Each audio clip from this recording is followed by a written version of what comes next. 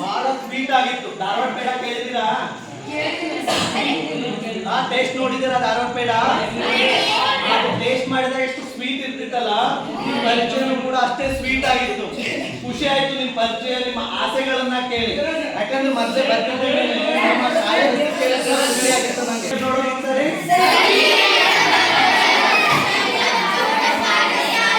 ಸಂಜೀವಿನಿ ಅಂಧ ಮಕ್ಕಳ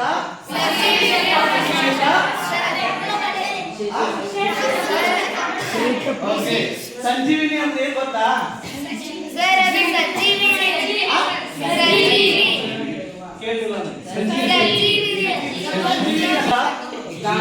ಜೀವನ ವಿಕಾಸ, ಸಮಗ್ರ ಜೀವನ ವಿಕಾಸ. ಪರ್ಸನಾಲಿಟಿ ಡೆವಲಪ್ಮೆಂಟ್ ಬಗ್ಗೆ ಟ್ರೈನಿಂಗ್ ಕೊಡ್ತಾ ಇರೋದು.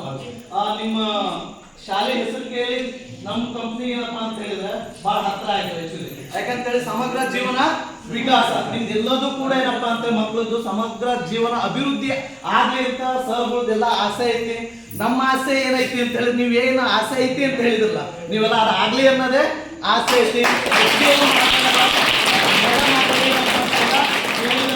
ಖುಷಿ ಆಯ್ತು. ಮತ್ತೇನಾದ್ರು ನೀವು 10th ಮುಗಿಸ್ಕೊಂಡು PUC ಮುಗಿಸ್ಕೊಂಡು ಯಾರಾದ್ರೂ ಜಾಬ್ ಬೇರೆ ಕಡೆ ಸರ್ಚ್ ಮಾಡ್ತೀವಿ ಅಂದ್ರೆ, ನಿಮ್ಮ ಆಸೆಗಳನ್ನ ಬಿಟ್ಟು ಸರ್ಚ್ ಮಾಡ್ತೀವಿ ಅಂದ್ರೆ ಸರ್ ಹತ್ರ ನಮ್ಮ ವಿಸಿಟಿಂಗ್ ಕಾರ್ಡ್ ಕೊಟ್ಟಿರ್ತೀನಿ. ನಿಮ್ ಸರ್ ಕಾಂಟ್ಯಾಕ್ಟ್ ಮಾಡಿ ನಿಮ್ ಸರ್ ತಿಳಿಸಿದ್ರೆ ಅಂದ್ರೆ ನಮ್ಮ ಕಂಪ್ನಿ ನೀವು ಜಾಯ್ನ್ ಆಗದ್ರಂತೆ. ಓಕೆನಾ?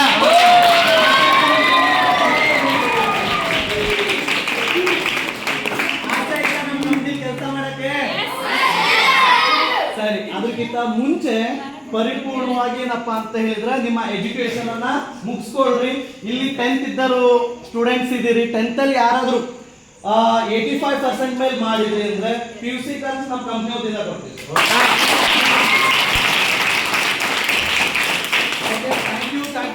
ಥ್ಯಾಂಕ್ ಯು ನಿಮ್ಗೆಲ್ಲರಿಗೂ ಕೂಡ ಧನ್ಯವಾದ ಹೇಳ್ತೀನಿ. ಮತ್ತು ಕೂಡ ಯಾಕಂತ ಹೇಳಿದ್ರೆ ಬಹಳ ಖುಷಿ ಆಯ್ತು. ನಾವು ಎಷ್ಟೋ ವರ್ಕ್ ಟ್ರಸ್ಟ್ ಅಲ್ಲಿ ಇರ್ತಿದ್ದೀವಿ ದಿನ, ಇವತ್ತು ನಿಮ್ ಜೊತೆ ಮಕ್ಕಳಲ್ಲಿ ನಾವು ಕೂಡ ಒಬ್ಬರಾಗಿ ಟೈಮ್ ಪಾಸ್ ಮಾಡಿದೀವಿ. ನಿಮ್ಗೆ ಊಟಕ್ಕೆ ಸ್ವಲ್ಪ ಡಿಲೇ ಆಗಿರ್ಬೇಕು, ಅಡ್ಜಸ್ಟ್ ಮಾಡ್ಕೊಳ್ರಿ. ಮತ್ತೆ ನಿಮ್ ಜೊತೆ ಬರ್ತೀವಿ, ಮಾತಾಡ್ತೀವಿ. ಇಷ್ಟೇ ಟೈಮ್ ನಮಗೆ ಕೊಡ್ರಿ, ಸರಿನಾ? Thank you.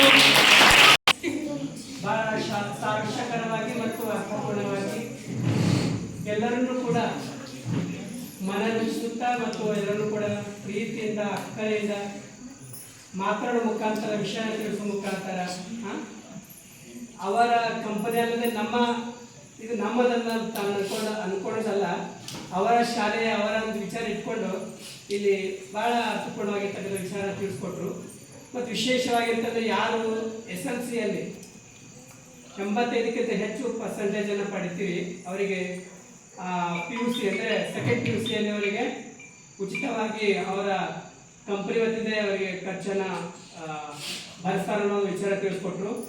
ನೀವು ಶ್ರಮ ಪಡಬೇಕು, ಕಷ್ಟಪಟ್ಟು ಓದಿದರೆ ಪ್ರತಿಫಲ ನಿಮ್ಮದಾಗಿರ್ತೈತಿ. ಹಾಗಾಗಿ ಕಷ್ಟಪಟ್ಟು ಯಾರು ಓದ್ತೀರೋ ಅವರಿಗೆ ಜೀವನದಲ್ಲಿ ಒಳ್ಳೆಯದಾಗ್ತೈತೆ ಅನ್ನೋದು ಅವರು ಒಂದು ವಿಷಯನ ತಿಳಿಸ್ಕೊಟ್ರು. ಹಾಗಾಗಿ ಅವರಿಗೆ ನಮ್ಮ ಶಾಲೆ ಪರವಾಗಿ ಹಾಗೂ ನಿಮ್ಮೆಲ್ಲ ಶಿಕ್ಷಕರ ಪರವಾಗಿ ಹಾಗೂ ನಿಮ್ಮೆಲ್ಲ ಮುದ್ದು ಮಕ್ಕಳ ಪರವಾಗಿ ಜೋರಾದ ಚಪ್ಪಾಳೆ.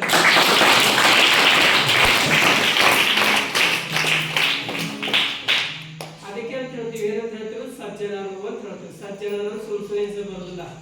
ಒಂದು ಪದ ಕ್ರಿಯೇಟ್ ಆಗಬೇಕು ಅಥವಾ ಒಂದು ಪದ ಅರ್ಥ ಸಿಗ್ಬೇಕಂತಂದ್ರೆ ಅದನ್ನೆಲ್ಲ ಪುಣ್ಯ ಆಗಿರ್ತೈತಿ.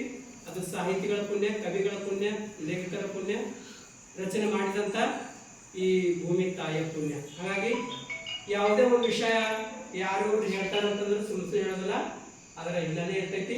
ಮತ್ತು ಹಿನ್ನೆಲೆದ ಅರ್ಥ ಶ್ರಮ ಪಡಬೇಕು, ಕಷ್ಟ